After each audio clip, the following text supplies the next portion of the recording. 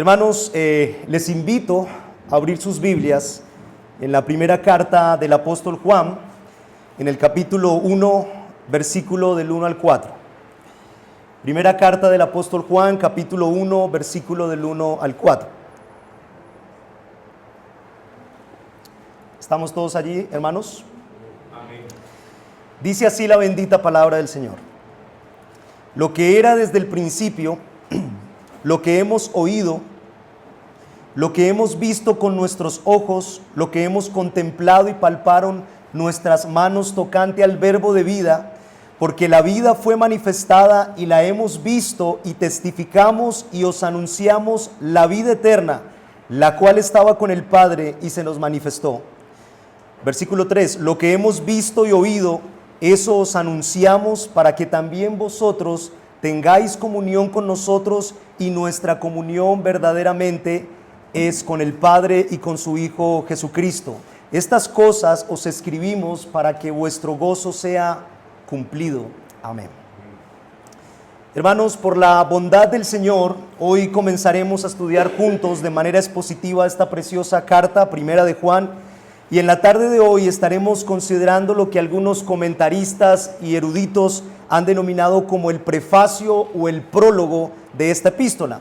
Pero antes de adentrarnos en nuestro texto de estudio como tal y en su contenido teológico y práctico, permítanme introducir brevemente esta carta con el fin de que tengamos un panorama general de la misma.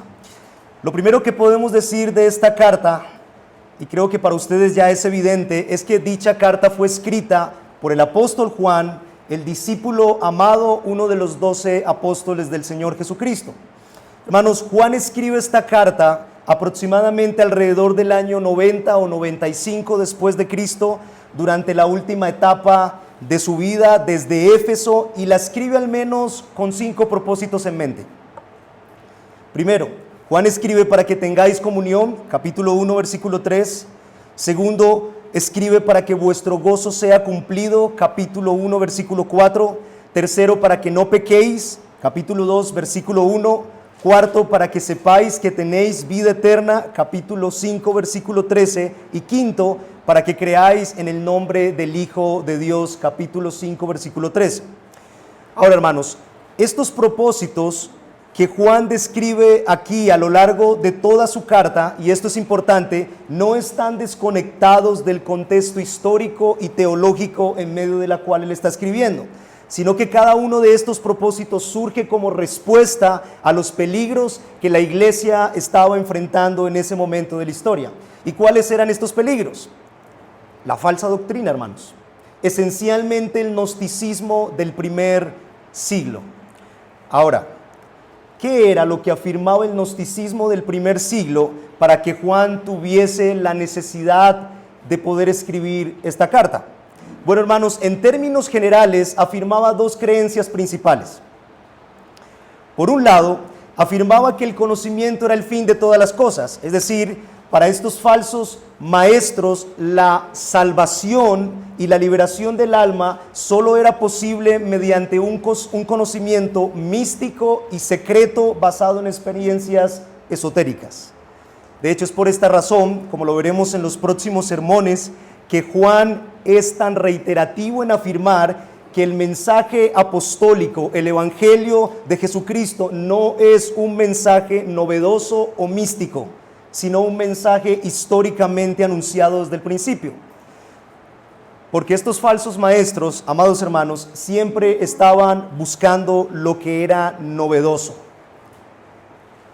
Y pensando en esto, no hay nada nuevo debajo del sol, hermanos, porque basta con mirar hoy muchos contextos cristianos donde lamentablemente sus expositores van tras lo novedoso, lo místico, y no tras una doctrina completamente histórica y confesional. Así que estos falsos maestros, con su actitud hacia lo novedoso, lo que estaban haciendo era rechazando la revelación especial de Dios, las Sagradas Escrituras. Pero por otro lado, hermanos, esta corriente también afirmaba que la materia era inherentemente mala, es decir, moralmente corrupta en sí mismo. Por lo tanto, dentro del pensamiento gnóstico, Escuchen esto, la materia y lo divino eran dos cosas irreconciliables. Y es en este punto, hermanos, donde radicaba principalmente el peligro de la falsa doctrina. Porque estos falsos maestros, basados en estas premisas que ya he mencionado, afirmaban entonces que Cristo no vino verdaderamente en la carne, porque es imposible que la palabra divina viva en un cuerpo impuro. Ahora, esta enseñanza tenía dos matices ligeramente distintos. Por ejemplo, el docetismo afirmaba que Cristo no vino verdaderamente en la carne, sino que su cuerpo parecía ser real, pero en realidad no era real. Era como una especie de fantasma o algo parecido a eso. Y por otro lado, también el serintialismo, que afirmaba que el Cristo divino era una persona distinta al Jesús humano. Así que, hermanos, aunque ambas enseñanzas eran ligeramente distintas, ambas convergían en un mismo punto: negar la realidad de la encarnación de Cristo. Y pensando en esto, hermanos, estas herejías no solo amenazaban con destruir las verdades esenciales del Evangelio, sino que también amenazaban con destruir la ética cristiana. Porque escuchen esto, si la materia es inherentemente mala, entonces al final no importa lo que yo haga con mi cuerpo. Porque finalmente lo único que importa es el espíritu, el cual es puro, perfecto y eterno dentro de este pensamiento gnóstico. Y hermanos, ¿ven la sutileza de la falsa doctrina? La falsa doctrina siempre conducirá a una vida de pecado y de libertinaje. De hecho, es por esta razón que Juan afirma, como lo veremos en el próximo sermón, que no es posible tener verdadera comunión con Dios y al mismo tiempo andar en tinieblas. Porque, hermanos, la verdadera comunión con Dios se fundamenta en la verdad del Evangelio, y la verdad del Evangelio es el fundamento de la verdadera santidad. Así que, como bien lo señala William Hendriksen, Juan escribe esta carta no solamente para fortalecer a los creyentes en su comprensión de la naturaleza y de la persona de Jesucristo, sino que también él escribe esta carta para neutralizar las aberraciones de doctrina y vida que los oponentes enseñaban y ejemplificaban. Por lo tanto, hermanos, estamos frente a una carta que es profundamente cristológica y sencillamente práctica, a la cual hacemos bien en estar atentos. Habiendo dicho esto, consideremos entonces nuestro texto de estudio en la tarde de hoy. Para aquellos que toman nota, el título del sermón que estaremos desarrollando a la luz de nuestro texto es Un testimonio fiel y verdadero.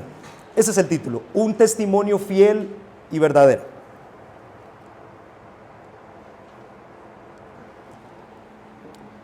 Y vamos a desarrollar este sermón, hermanos, bajo dos encabezados muy simples. En primer lugar, veremos el contenido de este testimonio, y en segundo lugar, veremos el propósito de este testimonio. El contenido del testimonio y segundo, el propósito de este testimonio. Veamos entonces nuestro primer punto, el contenido de este testimonio fiel y verdadero.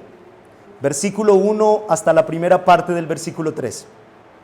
Juan dice: lo que era desde el principio, lo que hemos oído, lo que hemos visto con nuestros ojos, lo que hemos contemplado y palparon nuestras manos tocante al verbo de vida, porque la vida fue manifestada y la hemos visto y testificamos y os anunciamos la vida eterna, la cual estaba con el Padre y se nos manifestó. Lo que hemos visto y oído, eso os anunciamos.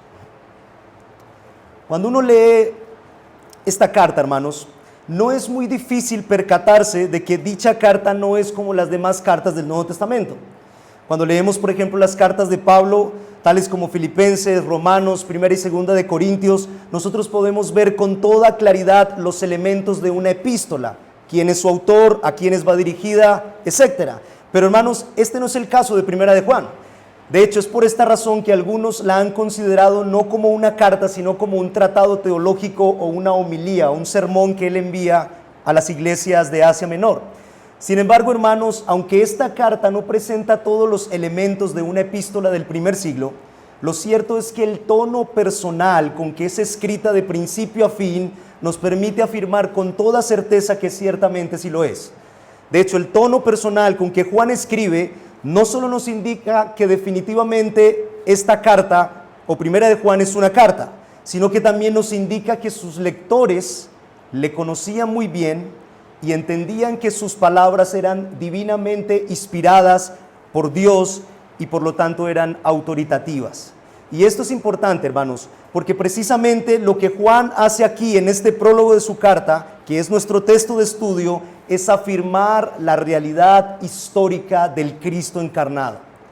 Hermanos, Juan desea que sus lectores creyentes comprendan que el verbo de vida, el verbo eterno, el revelador y exponente de la deidad, como lo diría J.C. Wright, se hizo carne. Juan desea que estos creyentes comprendan, hermanos, que aquel que es la vida eterna y que estaba con el Padre, existiendo eternamente con Él y disfrutando de una perfecta comunión con Él, se manifestó. Y para comunicarles esta gloriosa verdad y este misterio inefable, lo que Juan hace es describir su experiencia histórica como testigo ocular del Verbo encarnado. Y lo hace mediante 4 afirmaciones concretas que hace que su testimonio sea fiel y verdadero. Veamos cuáles son estas afirmaciones. Primera afirmación, Juan dice, el verbo de vida era desde el principio. Esa es la primera afirmación de Juan. El verbo de vida era desde el principio. Y con esta expresión, hermanos, Juan no está apuntando principalmente al pasado eterno del verbo, del cual sí nos habla en el Evangelio, que él escribe, capítulo 1, versículo 1, sino que más bien él está apuntando al pasado histórico del verbo, cuando vino el cumplimiento del tiempo y Dios envió a su Hijo, nacido de mujer y nacido bajo la ley. Gálatas capítulo 4, versículo 4. De hecho, noten que Juan no dice lo que era en el principio, como sí lo hace en el prólogo de su evangelio, sino que él dice lo que era desde el principio, enfatizando con esto, amados hermanos, la manifestación del verbo eterno en el tiempo. Segunda afirmación, Juan dice, lo hemos oído. Es decir, aquel que era desde el principio, lo hemos oído. Ahora, noten un detalle importante aquí, hermanos, y es que a partir de este momento, Juan usará la primera persona plural, es decir, nosotros lo hemos visto, nosotros lo hemos contemplado, nosotros lo hemos escuchado, para enfatizar un aspecto muy importante de su testimonio, y es la aplastante evidencia histórica de que el verbo se hizo carne. En otras palabras, hermanos, Juan usa la primera persona plural, no para describirnos únicamente la experiencia de un solo hombre que ciertamente tiene autoridad, porque estuvo con él como testigo ocular, sino también para describirnos el testimonio colectivo de muchos testigos oculares. Juan quiere que sus lectores creyentes comprendan que su testimonio tocante al verbo de vida encarnado es un testimonio confiable y digno de ser creído, no como las revelaciones y mensajes novedosos de los falsos maestros del gnosticismo. Juan dice, lo que hemos oído, aquel que era desde el principio, el verbo eterno encarnado, a ese lo hemos escuchado, hemos oído sus palabras y sus enseñanzas. Y hermanos, recordemos que Juan era uno de los 12 discípulos que acompañaron al Señor Jesucristo desde el tiempo de su bautismo hasta el momento de su ascensión a los cielos. Y además de esto, Juan era también uno de los que hacía parte del círculo más íntimo de Jesús, con Pedro y Jacobo, su hermano. Así que Juan había pasado suficiente tiempo con Jesús, de tal manera que sus oídos fueron testigos de sus palabras una y otra vez. Tercera afirmación, hermanos. Juan dice, lo hemos visto con nuestros ojos. Y noten aquí el énfasis del apóstol.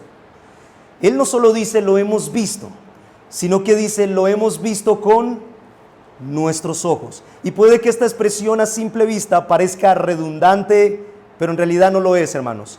Porque lo que Juan quiere enfatizar aquí es que tanto él como los demás apóstoles vieron físicamente con sus propios ojos a Jesús. Y con esto, el apóstol quiere combatir la falsa doctrina docetista que veíamos en la introducción, que afirmaba que el cuerpo de Jesús parecía ser real, pero no era real. Así que cuando Juan dice, lo hemos visto con nuestros propios ojos, lo que él está diciendo es que él, junto con los demás apóstoles del Señor Jesucristo, no estuvieron ante un Jesús imaginario, no estuvieron ante un Jesús que parecía una ilusión pasajera, cuya voz oyeron, pero cuyo cuerpo no podían ver. No, amado hermano, lo que Juan está diciendo es que ellos lo oyeron y al mismo tiempo lo vieron con sus propios ojos, comprobando así la realidad física de Jesús. Y finalmente, la cuarta afirmación, Juan dice, lo hemos contemplado y lo hemos palpado. ¿Con qué? Ahí está en el texto, lo hemos palpado con nuestras manos. Y en este punto, hermanos, podríamos decir que Juan ha llegado al clímax de este testimonio fiel y verdadero. Noten que él dice, no solamente lo hemos oído, no solamente lo hemos visto con nuestros propios ojos, sino que también lo hemos contemplado y lo hemos palpado con nuestras propias manos. Juan desea, hermanos, que sus lectores, los receptores de su carta, comprendan que aquel que es verdadero Dios también es verdadero hombre. Ese es su propósito aquí. Ahora, noten que en esta cuarta afirmación, Juan emplea un verbo distinto para expresar el hecho de ver a Jesús. Él ya no dice, lo hemos visto con nuestros propios ojos, sino que él dice, lo hemos contemplado. Y hermanos, este verbo es fascinante, porque no solo expresa la acción de mirar externamente a Jesús, sino que expresa la acción de mirarlo con asombro y con gran admiración.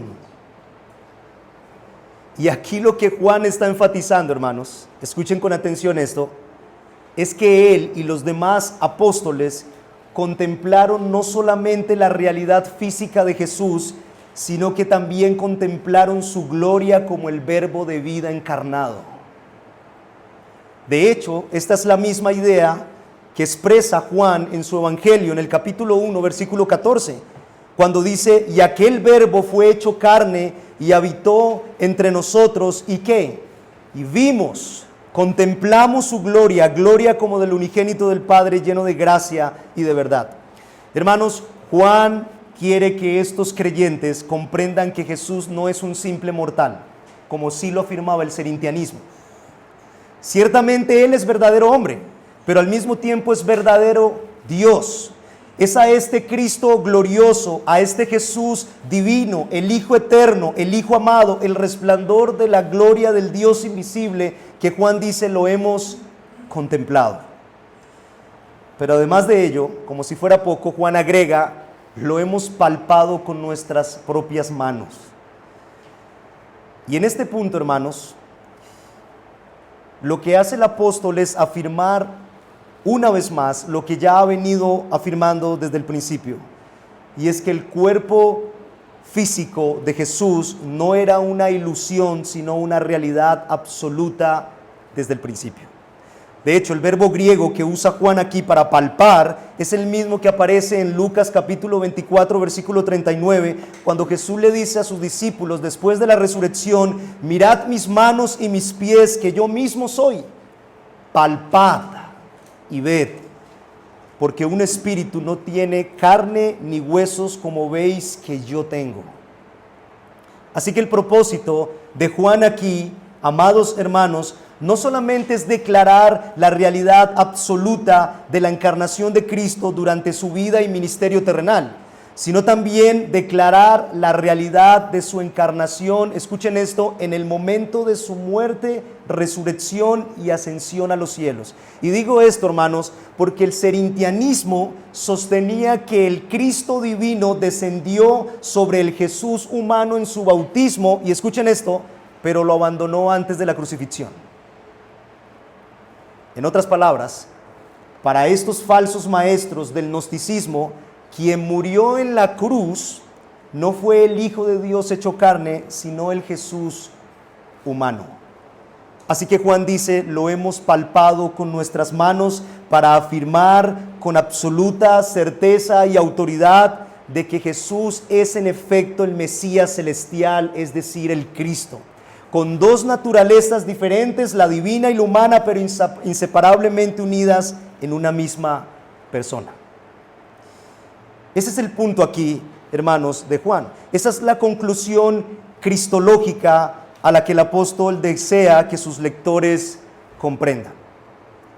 Ahora noten que al final del versículo 1, Juan nos dice que el contenido de este testimonio fiel y verdadero no es un concepto, sino una persona, Jesucristo, el verbo de vida encarnado, aquel que es la vida eterna y que estaba con el Padre y que se manifestó. ¿Y saben por qué esto es importante, hermanos? Porque los falsos maestros del gnosticismo, una vez más, no iban tras la persona de Jesús, sino tras un conocimiento abstracto basado en sus experiencias místicas. Así que lo que Juan quiere enfatizar aquí una vez más es que su testimonio no es el resultado de experiencias esotéricas, ocultas o secretas, sino el resultado de haber estado personalmente con aquel que es el verbo de vida encarnado. En resumen, hermanos, podríamos decir entonces que el contenido de este testimonio fiel y verdadero es la persona de Jesucristo, el Hijo eterno de Dios que se hizo carne para darnos vida eterna. Ese es el contenido de su testimonio. Veamos ahora el segundo punto de nuestro sermón. El propósito de este testimonio fiel y verdadero. ¿Para qué escribe Juan? ¿Qué es lo que lo mueve a escribir lo que escribe? Versículo 3 y 4.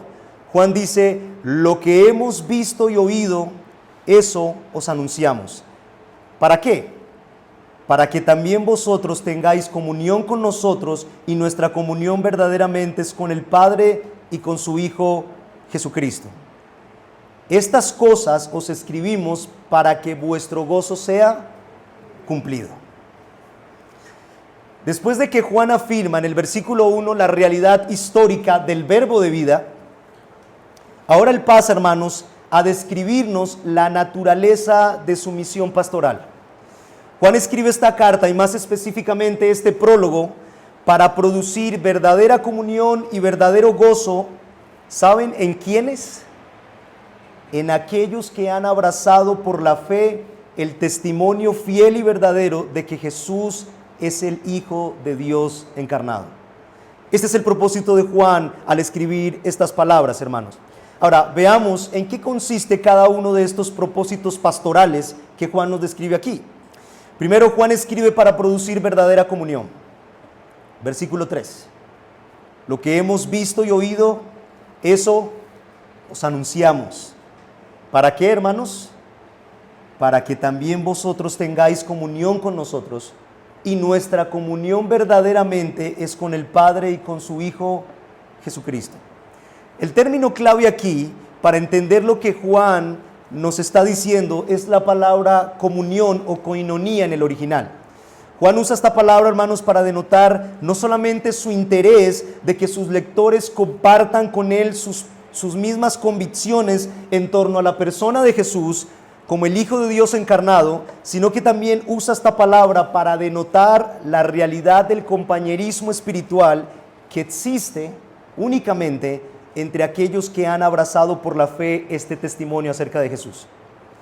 En otras palabras, hermanos, el propósito de Juan aquí es que sus lectores gocen de la certeza de un compañerismo cristiano fundamentado en la verdad del Evangelio.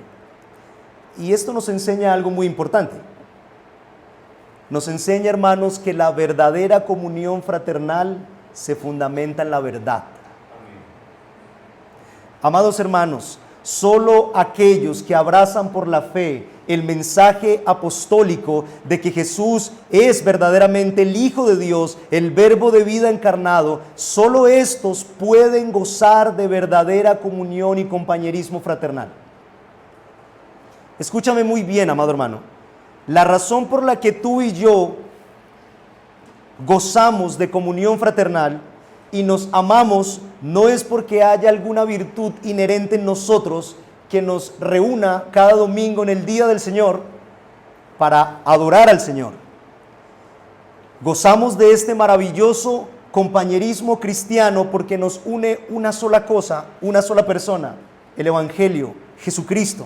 Hermanos, nuestra comunión y compañerismo fraternal descansa, como dice Pablo en Efesios 2:20, sobre el fundamento de los apóstoles y profetas, siendo la principal piedra del ángulo Jesucristo mismo. Es a esto que se refiere Juan aquí cuando dice: lo que hemos oído y visto, eso os anunciamos para que tengáis comunión con nosotros. Ahora noten que Juan no solo afirma que el Evangelio es el fundamento de nuestra comunión fraternal, sino que él afirma también que el Evangelio es el fundamento de nuestra comunión con Dios. Observen una vez más el versículo 3. Él dice: lo que hemos visto y oído, eso os anunciamos. ¿Para qué? Para que también vosotros tengáis comunión con nosotros. Y nuestra comunión verdaderamente es ¿con quién? Con el Padre y con su Hijo Jesucristo. Hermanos, Juan quiere que sus lectores entiendan que la verdadera comunión con Dios no se fundamenta en experiencias místicas, como sí lo podemos ver en nuestros días.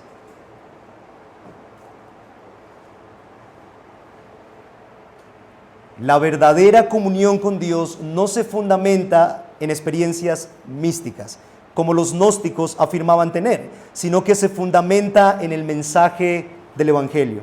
Los falsos maestros del gnosticismo sostenían que era posible tener comunión con Dios en ausencia de una cristología ortodoxa.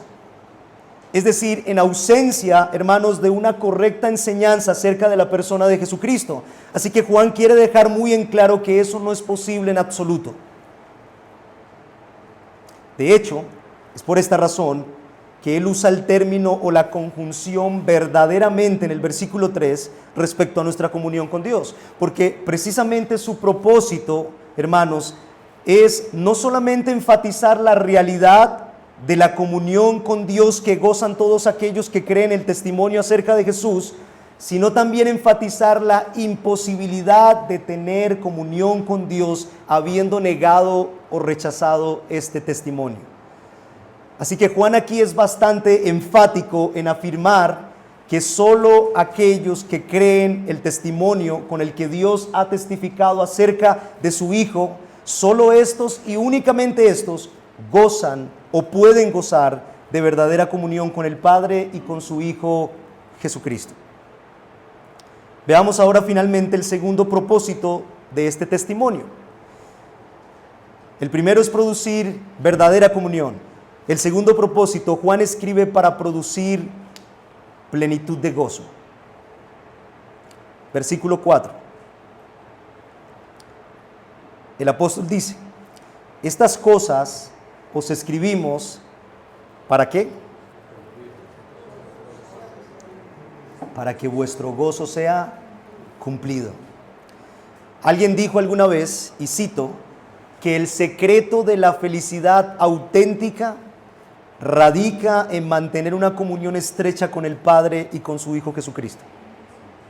Y hermanos, yo creo que esta cita describe muy bien la intención de Juan aquí, porque precisamente su propósito al escribir este testimonio fiel y verdadero es que sus lectores creyentes experimenten plenitud de gozo.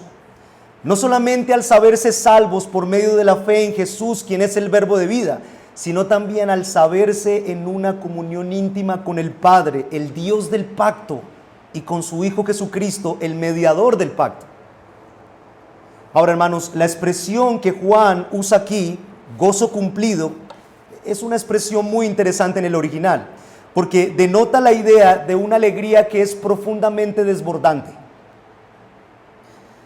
Hermanos, este gozo que Juan nos describe aquí no es un gozo superficial que puede ser producido por alguna experiencia mística o sensorial como afirmaban tener los gnósticos. No, hermano, este gozo que Juan nos describe aquí es un gozo celestial.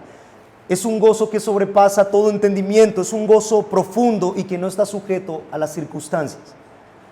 Juan desea que los receptores de su carta entiendan que este es un gozo que solamente puede ser producido por la verdad del Evangelio. Hermanos, solo aquellos, escuchen muy bien esto, solo aquellos que abrazan por la fe el testimonio fiel y verdadero de que Jesús es el Hijo de Dios encarnado, solo estos pueden disfrutar de verdadero gozo al disfrutar de verdadera comunión con Dios. Esta es la conclusión de Juan aquí, hermanos, en este maravilloso prólogo. Podríamos resumirlo en la siguiente frase: la verdadera doctrina produce verdadera comunión, y la verdadera comunión trae como resultado plenitud de gozo. 3 aplicaciones muy breves que podemos extraer de nuestro texto en esta tarde. Primera aplicación, hermanos. Escúchame con atención. Contempla la gloria del Hijo de Dios encarnado. Contempla la gloria del Hijo de Dios encarnado. Te pregunto en esta tarde, mi amado hermano, ¿cuánto valor tiene para ti hoy la humanidad de Jesús? ¿Cuánto valor tiene para ti hoy el saber que Jesús no solamente es verdadero Dios, sino también verdadero hombre? Y te pregunto esto, mi amado hermano, no con la intención de cuestionar tu conciencia, sino más bien con el fin de llevarte a reflexionar acerca de la importancia de esta doctrina en términos de nuestra vida práctica. Hermanos, ciertamente la encarnación de Cristo es un misterio inefable. Pero eso no significa que no podamos inquirir en esta maravillosa doctrina y gozarnos en ella. Hermanos, lo indecible o inexplicable de los misterios divinos no debería privarnos del maravilloso privilegio de contemplarlos con los ojos de la fe. Por lo tanto, con el fin de animar vuestros corazones en este asunto, permítame mencionar brevemente solo 3 bendiciones espirituales que resultan de la encarnación de Cristo y que nos muestran su importancia en términos de nuestra vida práctica. Por ejemplo, la encarnación de Cristo nos permite conocer a Dios. Escucha lo que Juan dice en su Evangelio, capítulo 1, versículo 18. A Dios nadie le vio jamás. El unigénito Hijo que está en el seno del Padre, ¿qué es lo que ha hecho? Él le ha dado a conocer. Ahora, el término griego que usa Juan aquí, en Juan 1:18, para conocer, es muy interesante, hermanos, porque es el término de donde tenemos nuestra palabra exégesis en español.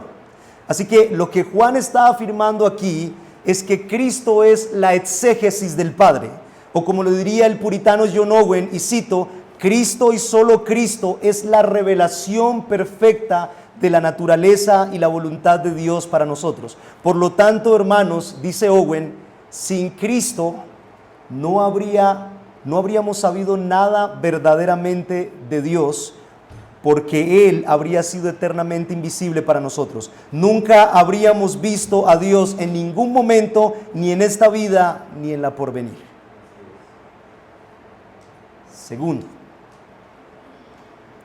Segunda bendición espiritual de la encarnación. La encarnación de Cristo nos da seguridad para el día de nuestra glorificación. Porque, hermanos, el cuerpo humano glorificado de Jesús es la garantía de que nuestros cuerpos también serán glorificados. Pablo dice en Filipenses 3:21 que Jesús transformará el cuerpo de la humillación nuestra para que sea semejante al cuerpo de la gloria suya, por el poder con el cual puede también sujetar a sí mismo todas las cosas. El cuerpo glorificado del Señor Jesucristo es la garantía de que un día nuestros cuerpos también serán glorificados. Una tercera bendición de entender esta doctrina es que, hermanos, la encarnación de Cristo nos recuerda que no estamos solos corriendo la carrera que tenemos por delante. sino que contamos con un misericordioso y fiel sumo sacerdote, Cristo Jesús, que se compadece de nuestras debilidades y que es poderoso para socorrer a los que son tentados. ¿Saben por qué, hermanos? Por cuanto fue hecho semejante a nosotros en todo, pero sin pecado. Así que, amado hermano, la doctrina de la encarnación de Cristo no puede convertirse en una doctrina meramente académica, aunque ciertamente es académica, sino que tiene que ser una doctrina que nos ayude a contemplar la gloria del Hijo de Dios encarnado y cómo esa doctrina nos anima cada día a perseverar y seguir corriendo la carrera que tenemos por delante. Una segunda aplicación, y yo creo que a la luz de lo que hemos visto es evidente. ¿Qué es lo que hace Juan en este prólogo? Anuncia, proclama. Amado hermano, proclama el Evangelio de Jesucristo. Proclama a otro lo que has visto y oído tocante al verbo de vida. Hermanos, así como Juan da testimonio aquí de la gloriosa realidad del verbo encarnado, al mismo tiempo es tu deber y el mío como creyentes, como receptores de este maravilloso testimonio, proclamar a otros que Jesús es verdaderamente el Hijo de Dios. Hermanos, ¿te has puesto a pensar en esto? Escucha, no existe otro mensaje en toda la tierra que tenga el poder de salvar a los pecadores excepto el Evangelio. Así es. Y tú tienes ese testimonio. Y una tercera aplicación, querido amigo o amiga que nos acompañas en esta tarde y que sabes que definitivamente tú estás sin Cristo. Te pregunto, ¿qué harás hoy? ¿Qué harás con este testimonio fiel y verdadero que ha sido expuesto delante de ti en la tarde de hoy? ¿Lo rechazarás o lo atesorarás en tu corazón? Querido amigo, yo te ruego, no ignores lo que hoy has escuchado, porque lo que hoy has escuchado es nada más y nada menos que el Evangelio, el único mensaje que puede salvarte de todos tus pecados, el único mensaje que puede suplir todas tus necesidades espirituales. Escúchame, nada en este mundo te dará verdadera comunión con Dios y verdadero gozo excepto Jesús. Absolutamente nada. Ninguna experiencia mística o esotérica que está tan de moda en nuestros días te dará verdadero gozo y plenitud excepto el Evangelio de Jesús. Por eso en esta tarde yo te digo, ven a Jesús hoy en arrepentimiento y fe, y te aseguro, por lo que las Escrituras dicen, que tú obtendrás por gracia el regalo de la vida eterna. Vamos a orar, hermanos.